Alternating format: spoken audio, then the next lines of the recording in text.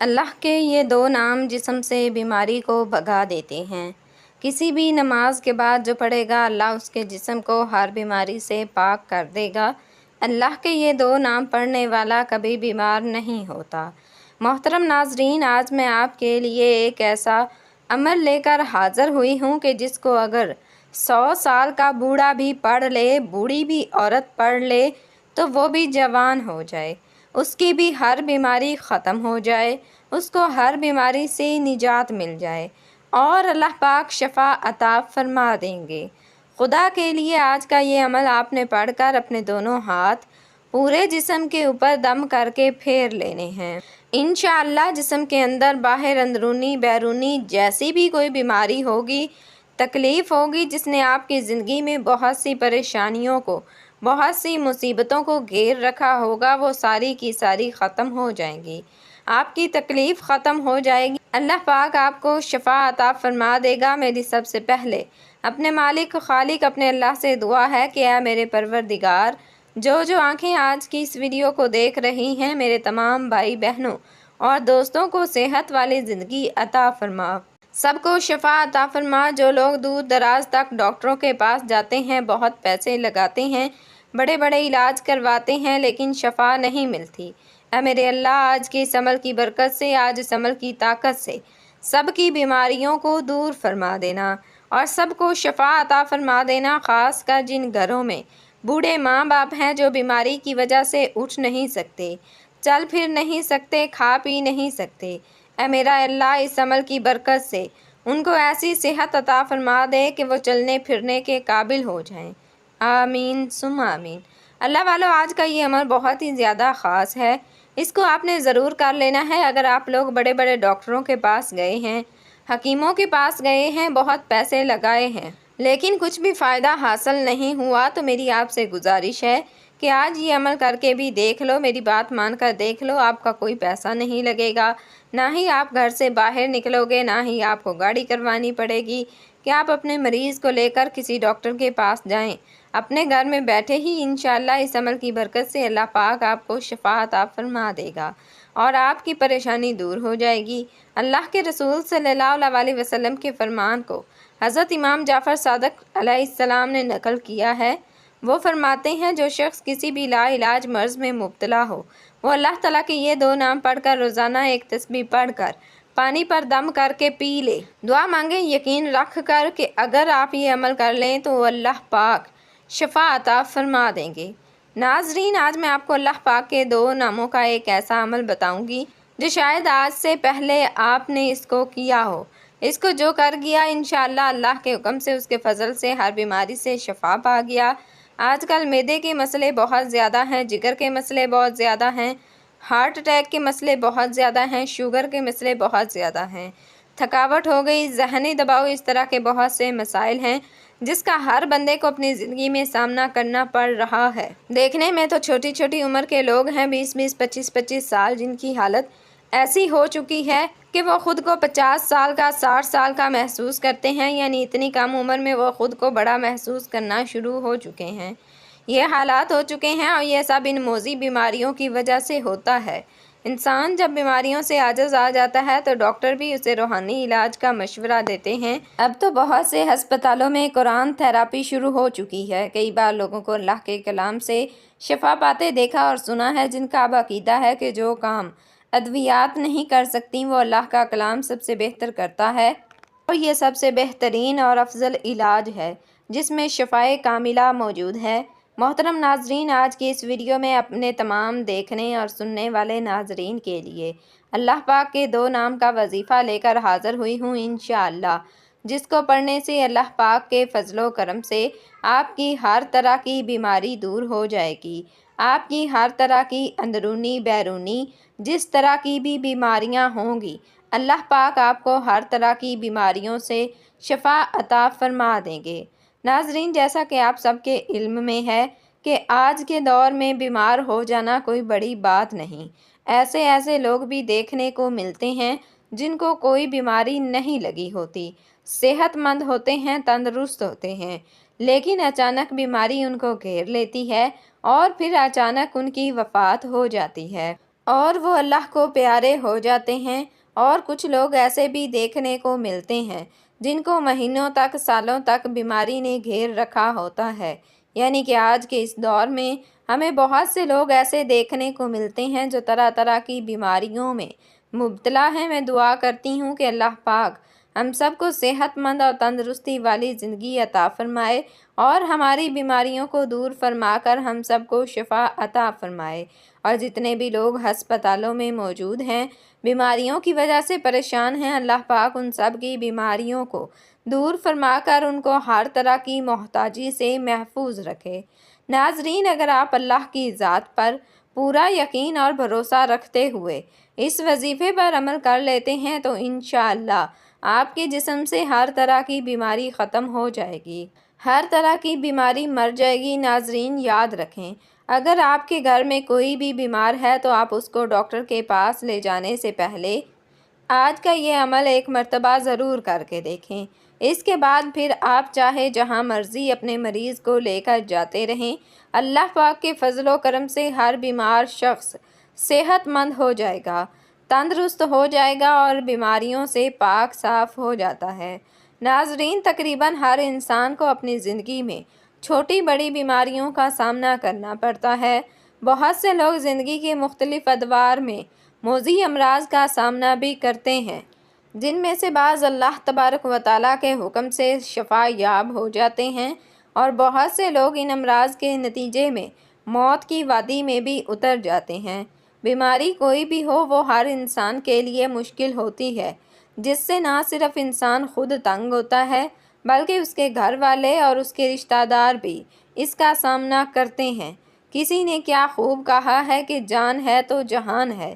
اس دور کے اندر جو بیماریاں عروج پکڑ رہی ہیں، ان بیماریوں کا علاج اس روحانی عمل سے بتائیں کہ حضرت عبداللہ بن مسعود رضی اللہ تعالیٰ عنہ سے روایت ہے کہ میں جناب رسول اللہ صلی اللہ علیہ وسلم کی خدمت میں حاضر ہوا۔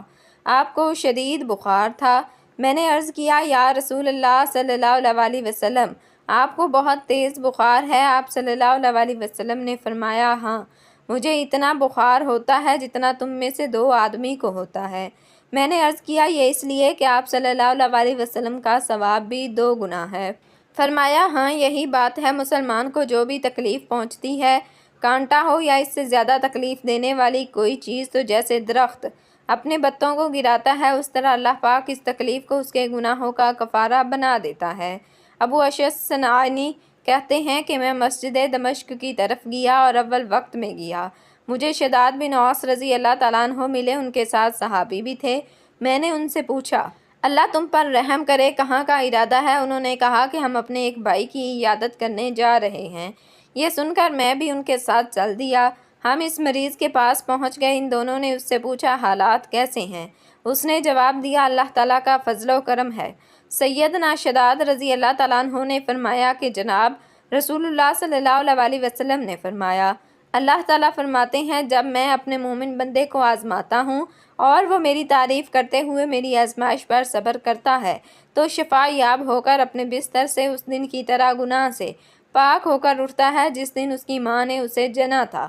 مزید یہ کہ اللہ تعالیٰ اعمال لکھنے والے فرشتوں سے فرماتے ہیں، میں نے اپنے اس بندے کو پابند کر لیا ہے اور اسے آزما رہا ہوں۔ تم اس کی تندرستی کی حالت میں اس کے اعمال پر جو جو لکھتے تھے اس کو برقرار رکھو۔ ان حدیث سے معلوم ہوتا ہے کہ بیماری سے انسان کے گناہ معاف ہو جاتے ہیں اور اس کے ذریعے انسان کو اللہ تعالیٰ بہت بڑا اجر عطا فرماتے ہیں، بشرطے کہ وہ اس پر صبر کرے، ناشکری اور وویلا نہ کرے۔ مزید یہ کہ اس کے احسانات میں سے ایک احسان یہ بھی ہے کہ بیمار آدمی کو بیماری کی حالت میں ان اعمال جن کو وہ تندرستی کی حالت میں کیا کرتا تھا کا اجر کیے بغیر ملتا رہتا ہے۔ کسی بھی قسم کی بیماری ہو، اس کا علاج کرنا سنت ہے اور علاج سے کبھی گریز نہیں کرنا چاہیے۔ بحیثیت مسلمان ہمارا ایمان ہے کہ بیماریاں اللہ کی جانب سے امتحان اور آزمائش ہیں جن کا علاج ادویہ سے کرنا چاہیے، تو سنت کے مطابق ان کا روحانی علاج کرنا بھی جائز اور مستحب عمل ہے۔ اللہ کا وعدہ ہے کہ بیماریوں سے شفا بھی اسی کی جانب سے ملتی ہے۔ اس کے لیے بندے کو اپنے رب سے ایسے طریقے سے دعا کرنی چاہیے کہ دوا میں تاثیر پیدا ہو جائے۔ بے تحاشا ادویات کھاتے رہنے سے جب کوئی مرض دور نہ ہو تو دیکھا گیا ہے کہ ساتھ روحانی عمل کرنے سے مرض سے جلد افاقہ ہو جاتا ہے اور مرض جڑوں سے غائب بھی ہو جاتا ہے۔ بس بندے کو دعا کا سلیقہ آنا چاہیے، اس کے اندر عاجزی اور اخلاص ہونا چاہیے۔ جو لوگ اس اسم اعظم کو پڑھ کر اور ایک تسبیح مکمل کرنے کے بعد اس کو پانی پر پھونک کر پی لیا کریں تو جہاں ان کو جسمانی عوارض سے نجات ملے گی وہاں باطنی طور پر بھی اس کو سکون ملے گا۔ یہ مرض بے شک دنیاوی الجھنوں پر مشتمل کیوں نہ ہو، ان سے نجات کے لیے بندے کو اللہ پر بھروسہ کرنا چاہیے اور اپنی عبادات و اذکار میں ثابت قدم رہنا چاہیے۔ اس اسم اعظم کو بطور تسبیح کرنے والے خود کو کبھی اکیلا نہیں سمجھتے، ایک طاقت ان کے ساتھ رواں رہتی ہے۔ یہ مایوسی اور ڈپریشن کا مجرب عمل ہے۔ جن لوگوں میں منفی خیالات پیدا ہونے لگ جائیں ان کے لیے بڑا سود مند عمل ہے، ارشاد ربانی ہے، اور جو شخص کسی ایک کی جان بچا لے اس نے گویا تمام لوگوں کو زندہ کر دیا۔ سورۃ المائدہ۔ قرآن مجید کا ایک وصف یہ بھی ہے، اے لوگو تمہارے پاس تمہارے رب کی طرف سے ایک ایسی چیز آتی ہے جو نصیحت ہے اور دلوں میں جو روگ ہے اس کے لیے شفا ہے اور رہنمائی کرنے والی ہے اور رحمت ہے ایمان والوں کے لیے۔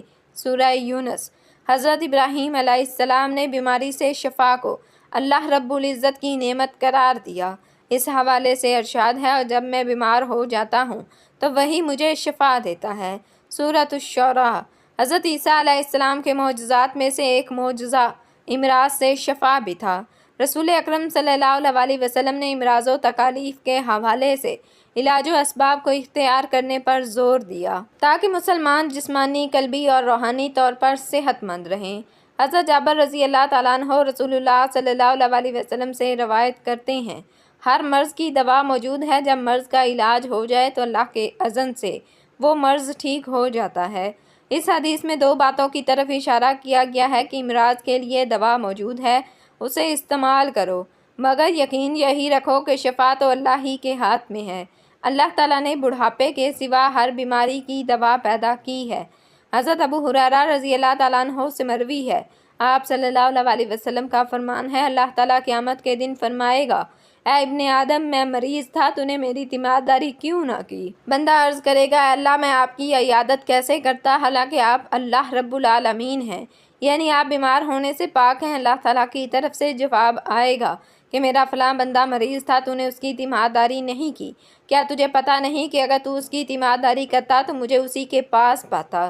حضرت ابو ہریرہ رضی اللہ تعالیٰ عنہ اور حضرت عبداللہ بن عمر رضی اللہ تعالیٰ عنہ سے مروی ہے، آپ صلی اللہ علیہ وسلم کا فرمان ہے، جب کوئی شخص کسی مریض کی تیمارداری کے لیے جاتا ہے تو اللہ تعالیٰ 70,000 فرشتوں کو مقرر فرماتا ہے جو اس کے لیے دعائے مغفرت کرتے ہیں۔ یہ تیمارداری کی غرض سے جانے والا شخص جب قدم زمین سے اٹھاتا ہے تو اس کے لیے نیکی لکھ دی جاتی ہے، اور جب قدم زمین پر رکھتا ہے تو اس کا گناہ مٹا دیا جاتا ہے اور اس کا درجہ بلند کیا جاتا ہے، یہاں تک کہ وہ اس مریض کے پاس تیمارداری کے لیے جا بیٹھتا ہے تو اللہ کی رحمت اسے ڈھانپ لیتی ہے اور اس وقت تک اللہ کی رحمت میں ڈھکا رہتا ہے جب تک مریض کی تیمارداری کے لیے واپس نہیں آ جاتا۔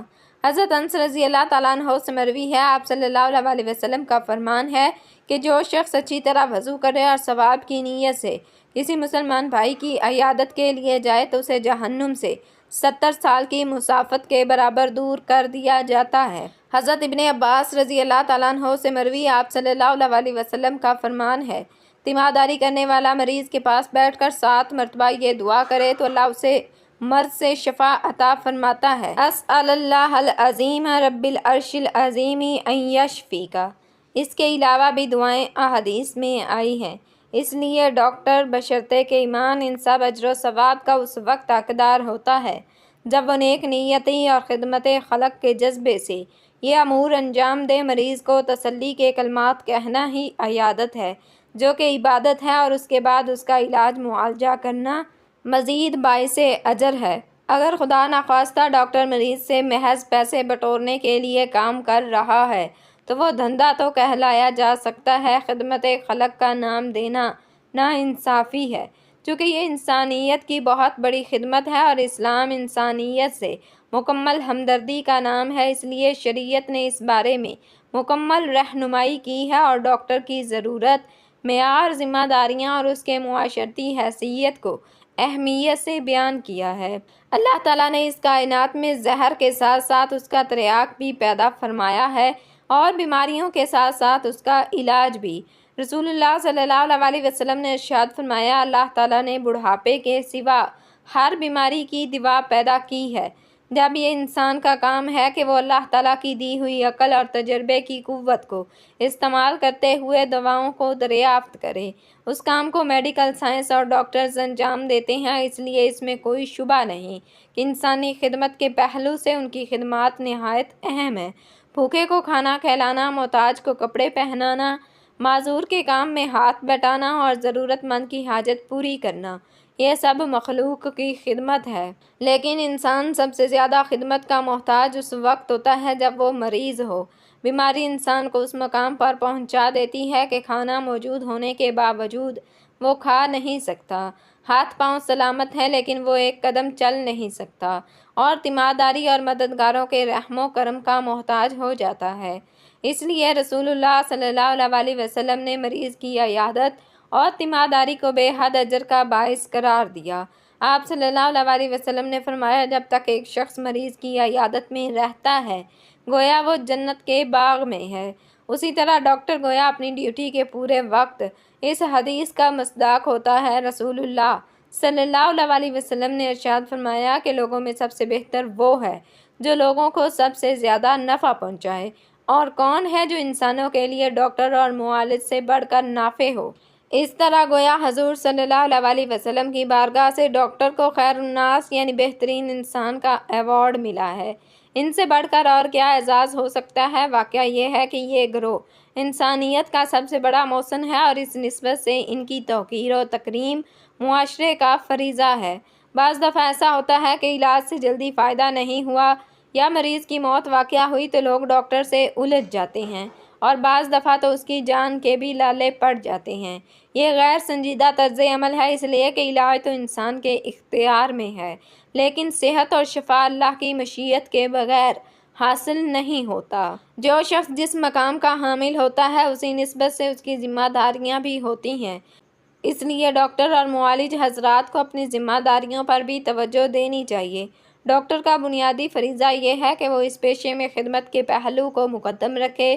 ہم یہ تو نہیں کہہ سکتے کہ وہ مریضوں کا مفت علاج کریں اور اپنے گھر سے دوائیں لا کر کھلا دیں، لیکن یہ ضرور ہے کہ اس پیشے کو محض تجارت اور بزنس نہ بنا دیا جائے، اور اجرت کے ساتھ ساتھ اجر کے پہلو کو بھی ملحوظ رکھا جائے۔ اس وقت صورتحال یہ ہے کہ تعلیم اور علاج نے ایک زبردست کاروبار کی صورت اختیار کر لی ہے، اور معاشی کشش کی وجہ سے بہت سے ہوٹل ہسپتالوں میں تبدیل ہو گئے ہیں۔ ڈاکٹروں کی فیس مریض کے لیے ناقابل برداشت بوجھ بن گئی ہے۔ پھر فیس کے سلسلے میں بھی ایک نئی روایت یہ قائم ہو رہی ہے کہ مریض جتنی بار مشورے کے لیے جائے ہر بار فیس ادا کرے۔ اس طرح بعض اوقات ہر ہفتہ ڈاکٹرز فیس وصول کر لیتے ہیں۔ پھر آمدنی کے بالواسطہ ذرائع بھی پیدا کر لیے گئے ہیں۔ دوائیں لکھی جاتی ہیں اور مخصوص اور متعین دکانوں سے دوا خریدنے کو کہا جاتا ہے تاکہ ان سے کمیشن مل سکے۔ مریض پر بوجھ ڈالنے اور اپنی جیب بھرنے کے لیے ہی ایسا ہوتا ہے کہ جو دوائیں پہلے لکھی گئی تھیں ابھی وہ ختم بھی نہیں ہوئی کہ دوا تبدیل کر دی جاتی ہے اور اسے فارمولے کی دوسری دوا جس کا نام کمپنی بدل جانے کی وجہ سے بدلا ہوا ہوتا ہے لکھ دی جاتی ہے۔ بیچارے مریض کو ڈاکٹر صاحب کی اس ہوشیاری کی خبر ہی نہیں ہوتی۔ یہ بھی دیکھا گیا ہے کہ جتنی دوا مطلوب ہے اس سے زیادہ لکھ دی گئی اور چند دنوں میں نسخہ بدل دیا گیا اور زائد دوائیں بیکار ہو گئیں۔ یہ بھی ہوتا ہے کہ نقلی دوائیں یا ایسی دوائیں جن کی مدت ختم ہو چکی ہے دی جاتی ہیں اور معیاری دواؤں کی قیمت وصول کی جاتی ہے۔ بے مقصد ٹیسٹ کروائے جاتے ہیں۔ مریض نے اگر کسی دوسرے ڈاکٹر سے ٹیسٹ کروایا ہو تو چاہے وہ رپورٹ دو دن پہلے ہی کی کیوں نہ ہو، لیکن نیا ڈاکٹر پھر سے پورے ٹیسٹ کرواتا ہے اور یہ بھی ضروری قرار دیا جاتا ہے کہ ڈاکٹر نے جس پیتھالوجسٹ کا مشورہ دیا ہے اس کے یہاں ٹیسٹ کرایا جائے۔ ان اقدامات میں مخلصانہ جستجو اور تحقیق کا جذبہ شاذ و نادر ہی ہوتا ہے۔ اکثر اس کا مقصد زیادہ سے زیادہ کمانا اور اپنی جیب بھرنا ہوتا ہے۔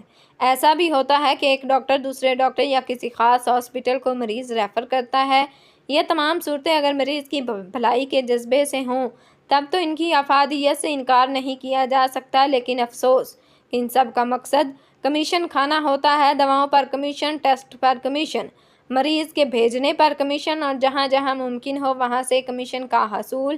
ان کمیشنوں اور ان کی بڑھتی ہوئی شرحوں نے مریض کی کمر توڑ دی ہے اور غریب لوگوں کے لیے اسپتال جانے کا تصور بھی ایک بوجھ ہوتا جا رہا ہے۔ یہ کمیشن فقہی اعتبار سے رشوت ہے، اس کا لینا حرام ہے اور اس میں واسطہ بننا بھی حرام ہے۔ یاد رکھیے، اسلام میں جہاں حقوق اللہ کی اہمیت ہے وہیں حقوق العباد کو بنیادی اور دوہری اہمیت دی گئی ہے۔ حقوق العباد میں خدمت خلق بنیادی اہمیت کا حامل شعبہ ہے اور خدمت خلق کے شعبے میں بیمار اور مریض افراد کا علاج، معالجہ اور ان کی خدمت ایک عظیم نیکی ہے۔ اگر ڈاکٹر حضرات اپنے اس پیشے میں اخلاص اور احسان کا مظاہرہ کرتے ہوئے اپنی ذمہ داری پوری کریں تو بلا شبہ یہ انسانیت کی خدمت اور ایک عظیم نیکی ہوگی۔ ناظرین، آپ نے 111 مرتبہ یا اللہ یا سلام کو پڑھ کر مریض کے اوپر دم کر دینا ہے۔ انشاءاللہ اللہ پاک کے فضل و کرم سے جیسے جیسے آپ یہ عمل کرنا شروع کریں گے، مریض کی بیماری کم ہونا شروع ہو جائے گی، اس کی تکلیف کم ہو جائے گی اور اس کے جسم سے بیماری ختم ہو جائے گی۔ ناظرین، اس عمل کو آپ نے لازمی کرنا ہے۔ 111 مرتبہ پڑھ کر آپ نے مریض پر دم کر دینا ہے۔ انشاءاللہ اللہ پاک شفا عطا فرما دیں گے۔ ناظرین، ہم سب جانتے ہیں کہ صحت اللہ کی بہت بڑی نعمت ہے، لیکن ہر انسان کبھی نہ کبھی کسی نہ کسی مرض یا بیماری میں مبتلا ہو جاتا ہے، تو ہمیں اللہ پاک سے دعا کرنی چاہیے کہ اللہ پاک ہم سب کی بیماریوں کو دور فرمائے اور ہم پر اپنا خاص فضل و کرم عطا فرمائے۔ آمین ثم آمین۔ دعا ہے کہ اللہ تعالیٰ نیکی کی بات کو سننے، سمجھنے اور اس پر عمل کرنے کی توفیق عطا فرمائے۔ آمین۔ اللہ تعالیٰ میرا سنانا اور آپ کا سننا اپنی پاک بارگاہ الہی میں قبول و منظور فرمائے۔ آمین۔ ناظرین، اللہ تعالیٰ کے 99 ناموں میں سے کوئی ایک نام کمنٹس میں لکھ کر ضرور شیئر کریں۔ اللہ تعالیٰ ہم سب کا حامی و ناصر ہو۔ آمین۔ جزاکم اللہ خیرا کثیرا۔ السلام علیکم ورحمۃ اللہ وبرکاتہ۔